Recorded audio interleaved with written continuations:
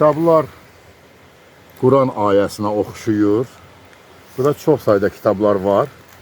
İnşallah sabah Masallı Xəbərləri ofisinə din xadimləri dəvət olunacaq və bunların nə kitab olduğunu biz dəqiqləşdirəcəyik.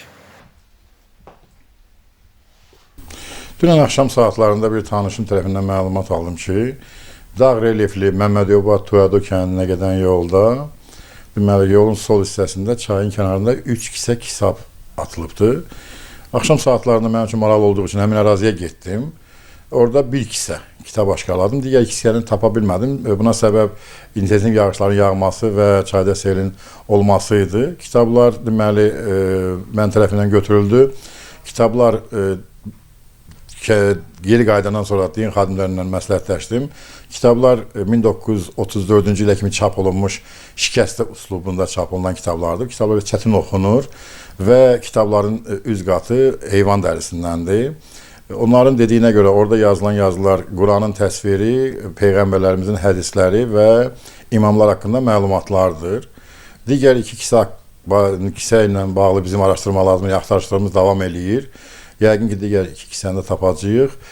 Dünən din xadiminin oxuduğu hissədə Quranın təsviri, peyğəmbərlərin hədisləri və imamlar haqqında məlumat idi. İndi biz mütəxəssislər dəvət edəcəyik. Həmin kitabların digərləri necə, nə yazılıb, nə haqqında yazılıb, onları artıq onlar qərar verəcəklər. Bunun üçün mütəxəssislər dəvət olunacaq. Deməli, kitabın birində hiss olunur ki, kitab yandırılıb, amma kitab yanmayıb.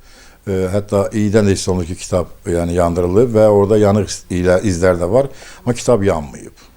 Dəri üzərində? Dəri heyvan dərisinə oxşayan bir dəridir. Yəni, heyvan dərisidir, fakt. Yenə deyirəm ki, kitab biz deyilənə görə 19-cu əsrdən, daha doğrusu bunu mütəxəssislər tam dəqiqləşdirəcək. 19-cu ya 18-ci əsrdən aid olan kitablardır.